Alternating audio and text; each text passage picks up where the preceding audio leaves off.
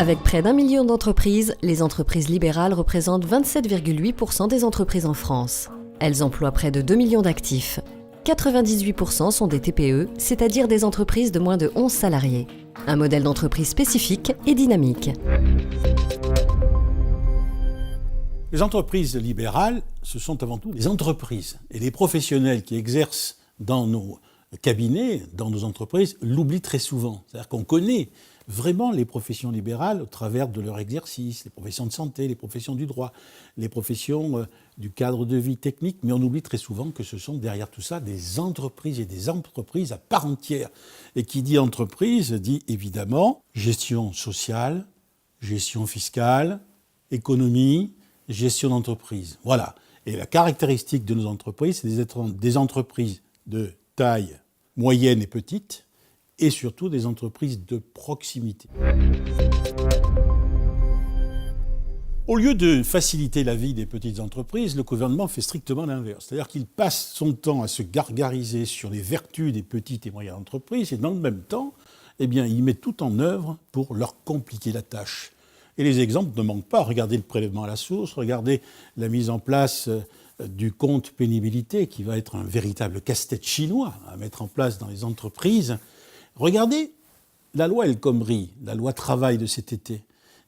Initialement, il y avait un certain nombre de mesures qui étaient intéressantes pour les petites entreprises, comme la barémisation des indemnités prud'homales, comme la possibilité de mettre en place une forfaitisation du temps de travail au sein des entreprises, comme par exemple la possibilité de faire une provision en cas d'un licenciement ultérieur éventuel. Tout ceci a disparu purement et simplement, si bien qu'il ne reste dans cette loi que des éléments qui concernent les grosses entreprises.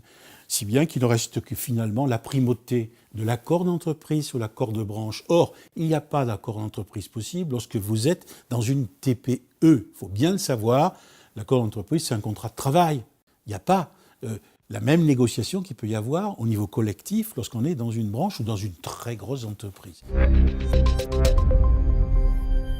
Cette affaire d'imposition et de fiscalité au sein des entreprises est vraiment l'illustration du fait qu'on ne considère que les grosses entreprises. Je vais prendre un exemple concret.